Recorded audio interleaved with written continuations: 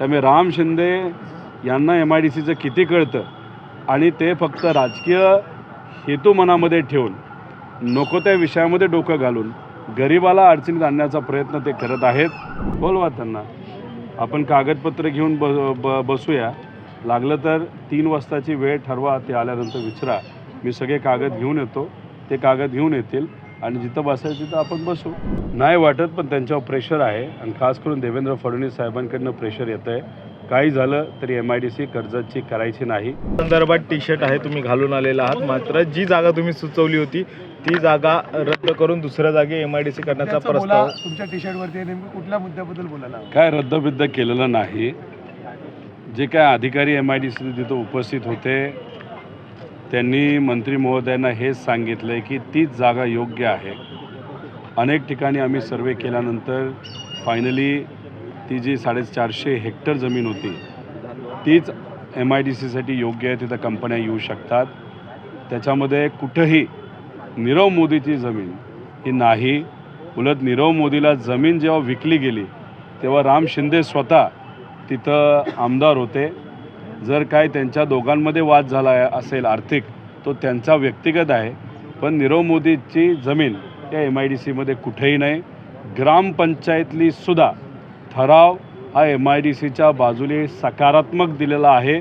उगाचच अपप्रचार राम शिंदे त्या ग्रामपंचायतबद्दल सुद्धा करतात. फक्त ग्रामपंचायतचं मत आहे की बागायत जमीन तिथं जाऊ नये आणि तेवढी वगळण्यात आलेली आहे.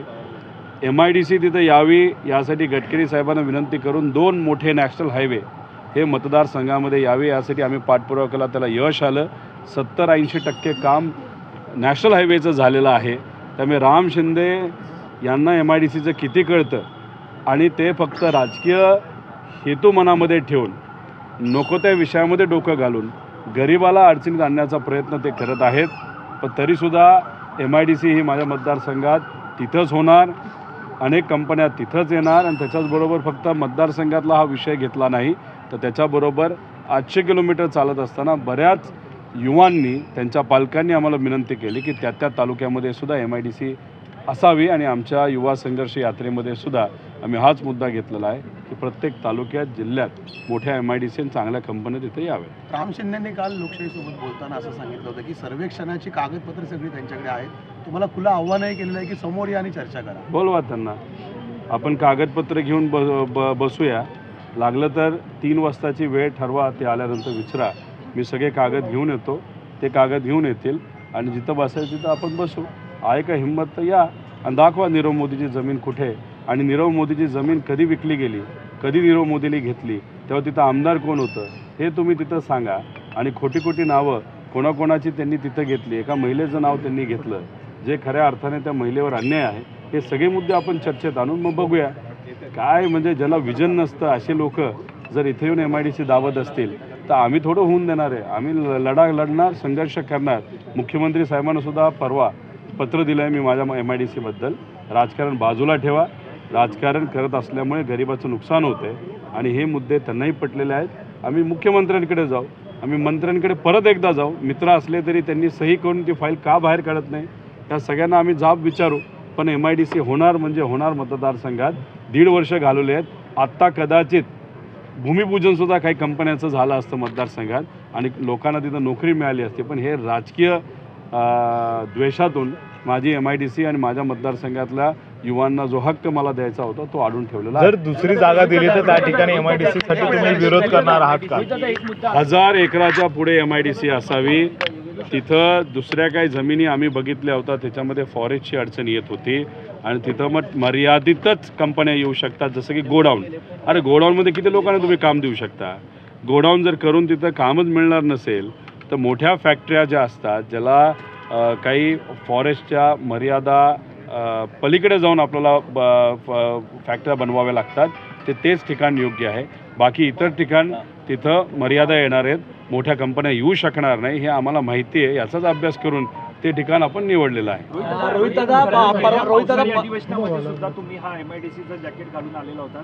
अनेक सह्या त्यावेळेला तुम्ही घेतल्या होत्या आणि हा मार्ग सुटेल असं सुद्धा सांगितलं होतं. परंतु आता हिवाळी अधिवेशन आलं तर या प्रश्न सुटत नाही. आणि आमचं नेहमी हेच मत असतं. लोकशाहीला जास्त ताकद आहे, लोकशक्तीला जास्त ताकद आहे.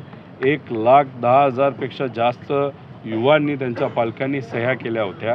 त्यामुळे त्याची ताकद नक्कीच सत्तेपेक्षा जास्त आहे. हे आम्ही पाठपुरावा करून दाखवून देऊ आणि लवकरात लवकर MIDCला जी फायनल सही राहिली आहे अध्यादेश काढण्याची तीसुद्धा होईल. आणि त्यांचा जो प्रयत्न चालला आहे एका गायरान जमिनीवर करायचा, ती काही ती 100 एकर आहे. एक असं ठिकाण आहे जिथं फॉरेस्ट आसपास आहे, तिथं मोठ्या कंपन्या येणार नाही, फक्त घोड्याने येऊ शकतात. तीसुद्धा 300 एकराची जमीन आहे. आता 300 आणि 100 एकरात काही होत नसतं. मोठ्या कंपन्या आणि जास्त 20,000 लोकांना नोकरी द्यायची असेल तर 1000 एकराच्या पुढेच MIDC असणं फार महत्त्वाचं आहे आणि त्यासाठी आम्ही सर्वजण पाठपुरावा करू. दादा, परवा तुमची युवा संघर्ष यात्रेचा समारोप झाला, त्यावेळी जो गोंधळ झाला, नागपुरातील सीताबर्डी पोलिसांनी आपल्या इथले शहराध्यक्षांसह 60 ते 62 लोकांवर गुन्हा दाखल केलेला आहे. गुन्हा दाखल केला असं मला वाटत नाही. त्यांनी शब्द दिला होता की आम्ही करणार नाही. तसं काय झालेलं नाही असं मला तरी कळलेलं आहे. पण त्यात जर ठराविक लोकांवर केला असेल तोही मागे घेण्यासाठी आम्ही पाठपुरावा करू. दादा भर पावसात तुम्ही मुंबईमध्ये भर पावसामध्ये तुम्ही आंदोलन केला होता. उद्योगमंत्री उदय सामंतांसोबत तुमची चर्चा झाली. उद्योगमंत्री उदय सामंत त्यांचा शब्द पाळतील असं तुम्हाला वाटतंय का? नाही वाटत, पण त्यांच्यावर प्रेशर आहे आणि खास करून देवेंद्र फडणवीस साहेबांकडनं प्रेशर येतं आहे. काही झालं तरी MIDC कर्जतची करायची नाही आणि जे ठिकाण आम्ही निवडलं त्याचा फायदा जामखेडलाही होणार आहे आणि कर्जतलाही होणार आहे. त्यामुळे देवेंद्र फडणवीस साहेबांचं प्रेशर हे उदय सामंतांवर आहे.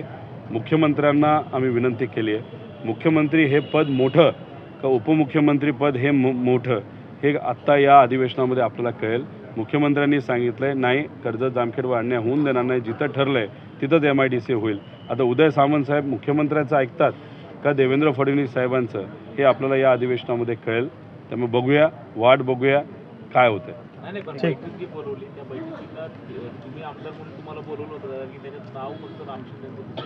आता त्याच्या आधी जी बैठक झाली त्यात माझं नाव होतं. 4 तास मी थांबलो तरीसुद्धा मला तिथं मंत्री भेटले नाहीत. यावेळेससुद्धा राम शिंदे साहेबांचं नाव त्या बैठकीत होतं. त्याने 5 तास थांबावं लागले. फक्त फोटो काढण्याची संधी दिली, चर्चा कुठलीही झाली नाही.